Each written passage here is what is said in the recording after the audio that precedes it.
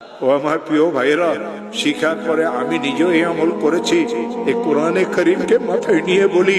এই কোরআনে করিমকে মাথায় নিয়ে বলি, এই কোরআনে করিমকে মাথায় নিয়ে বলি, এই কোরআনে করিমকে খুলিয়ে কলিজার সাথে মিলেই বলি,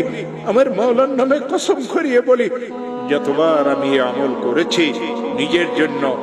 বিপদগ্রস্ত আত্মীয় স্বজনের জন্য, খুদার কসম প্রত্যেকবার আল্লাহ আমাকে এর ফলাফল হাতে হাতে দিয়েছে।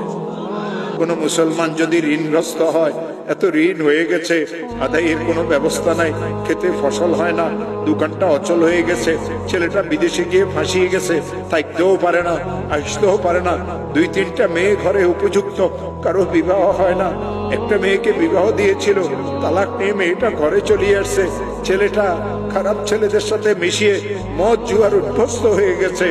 এই লোকটার পেরেশানির কোনো শেষ নাই, অনেক মামলা মোকদ্দমা তো সে ফাঁসিয়ে গেছে। হযরত মুজাদ্দিদ আল ফিসানি বলেন, কঠিন থেকে কঠিন বিপদগ্রস্ত মুসলমান যদি ইশারের নামাজের পরে তাসবিহ হাতে নিয়ে যেই দরুদ শরীফ পড়তে জানে 100 বার দরুদ শরীফ পড়বে। আল্লাহুম্মা সাল্লি আলা সাইয়্যিদিনা মুহাম্মদ, আল্লাহুম্মা সাল্লি আলা সাইয়্যিদিনা মুহাম্মদ, আল্লাহুম্মা সাল্লি আলা সাইয়্যিদিনা মুহাম্মদ। আর 499 বার পড়বে লা হাওলা ওয়ালা কুওয়াতা ইল্লা বিল্লাহ, একবার পড়বে লা হাওলা ওয়ালা কুওয়াতা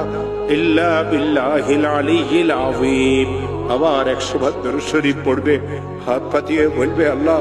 আমি তো মামলা মোকদ্দমায় ফেঁসে গেছি, হাত পাতিয়ে বলবে, আল্লাহ আমার মেয়েগুলির তো বিবাহ হচ্ছে না, হাত পাতিয়ে বলবে, আল্লাহ আমার একটা মেয়ে তালাক নিয়ে ঘরে চলে এসেছে, হাত পাতিয়ে বলবে, আল্লাহ আমি মামলা মোকদ্দমাতে ফাঁসিয়ে গেছি, হাত পাতিয়ে বলবে, আল্লাহ আমার খেতে ফসল হয় না, হাত পাতিয়ে বলবে, আল্লাহ আমার ব্যবসাটা অচল হয়ে গেছে, হাত পাতিয়ে বলবে, আল্লাহ আমি সন্ত্রাসীদের দ্বারা কবলিত, হাত পাতিয়ে বলবে, আল্লাহ আমার ছেলেটা তো বিদেশে গিয়ে ফাঁসিয়ে গেছে, হাত পাতিয়ে দিয়ে বলবে, আল্লাহ আমার আরেকটা ছেলে তো অনেক খারাপ হয়ে গেছে, আমাকে মারধরও করতে চায়, মাওলা তুমি আমাকে বিপদ থেকে মুক্ত করে দাও। আমার হাতে কোরআন আছে, দেওবন্দ মাদ্রাসার একজন বড়